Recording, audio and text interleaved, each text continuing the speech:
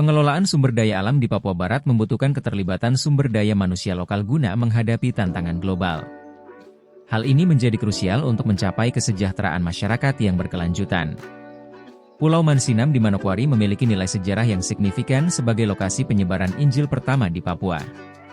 Ini menandai awal peradaban modern bagi masyarakat Papua yang hingga kini tetap dihargai. Gunung Arfak menawarkan daya tarik wisata dengan keindahan alam, termasuk danau kembar yang menakjubkan. Selain itu, produk lokal seperti kopi Arfak menjadi salah satu komoditas yang terkenal di wilayah ini. Keberadaan air terjun dan berbagai atraksi wisata lainnya di kawasan ini berpotensi menarik minat wisatawan. Dengan semakin banyaknya pengunjung, perekonomian lokal pun diharapkan mengalami peningkatan, sambil tetap menjaga budaya setempat.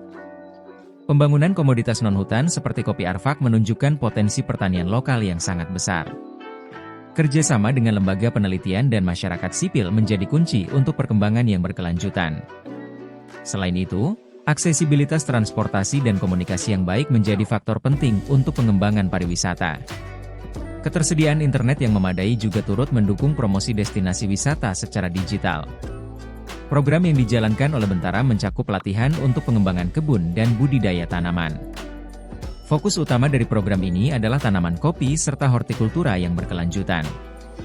Selanjutnya, keterlibatan pemuda dalam program Bentara sangat penting, mengingat mereka diharapkan menjadi motor penggerak dalam mengembangkan potensi desa melalui kegiatan pertanian. Metode intercropping diterapkan dalam pengelolaan lahan, bertujuan untuk konservasi alam.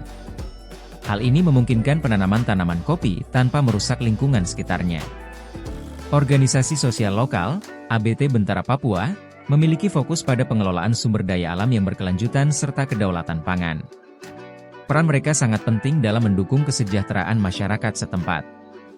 Program pengembangan peternakan sapi dirancang untuk meningkatkan produksi susu yang bisa dikonsumsi keluarga dan dijual. Langkah ini juga bertujuan untuk mengurangi angka stunting di masyarakat. Coklat Transiki telah dikenal sejak tahun 1980 dan menjadi produk unggulan Papua. Kualitasnya yang unik telah membawa produk ini ke tingkat internasional dan meraih berbagai penghargaan. Dukungan dari pemerintah daerah sangat berperan dalam pengembangan coklat Transiki. Hal ini mencerminkan komitmen untuk meningkatkan kesejahteraan masyarakat lokal serta menciptakan peluang bagi UMKM untuk berkembang. Pelatihan dan sosialisasi bagi para petani coklat di Ransiki menjadi langkah strategis untuk meningkatkan kemampuan mereka dalam mengelola hasil pertanian. Ini diharapkan membantu memperoleh izin usaha yang diperlukan.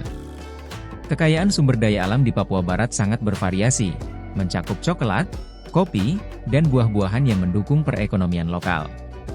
Ini menunjukkan potensi besar untuk pengembangan pariwisata dan industri kreatif. Namun, buruknya infrastruktur jalan mengakibatkan tingginya biaya transportasi yang berujung pada pendapatan masyarakat yang masih di bawah garis kemiskinan. Problematika ini memerlukan perhatian serius dari pemerintah. Sinergi antara pemerintah daerah dan pusat sangat diperlukan untuk memenuhi kebutuhan dasar masyarakat.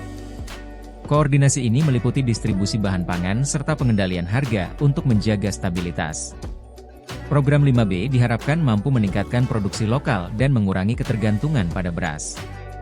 Ini merupakan langkah strategis untuk mendukung produk lokal dan mendorong konsumsi makanan sehat. Investasi berskala besar di Papua Barat sudah memberikan kontribusi terhadap pertumbuhan ekonomi yang tinggi, mencapai angka 19,21% di atas rata-rata nasional. Hal ini menunjukkan potensi ekonomi yang signifikan di daerah tersebut. Pemerintah Provinsi Papua Barat mengeluarkan regulasi yang mengharuskan 70% tutupan hutan sebagai upaya untuk melindungi lingkungan. Ini merupakan langkah penting dalam menjaga kekayaan alam dan warisan untuk generasi mendatang. Pengembangan sumber daya manusia yang berkualitas menjadi fondasi bagi pembangunan yang berkelanjutan. Proses ini sebaiknya dimulai sejak dini, termasuk saat dalam kandungan, untuk mencegah stunting pada anak. Pentingnya memberikan makanan bergizi kepada bayi agar mereka tumbuh sehat dan tidak mengalami kebosanan sangat ditekankan. Ini merupakan bagian dari upaya untuk menciptakan generasi emas pada tahun 2045. Anggaran pendidikan yang dialokasikan sebesar 30% untuk sektor kesehatan dan pendidikan merupakan langkah strategis menuju peningkatan kualitas sumber daya manusia. Ini menunjukkan komitmen yang kuat terhadap pembangunan. Selain itu, konservasi lingkungan melalui perdagangan karbon dapat menjadi sumber pendapatan tambahan bagi daerah. Upaya ini sangat penting untuk menjaga keseimbangan antara pembangunan ekonomi dan pelestarian alam.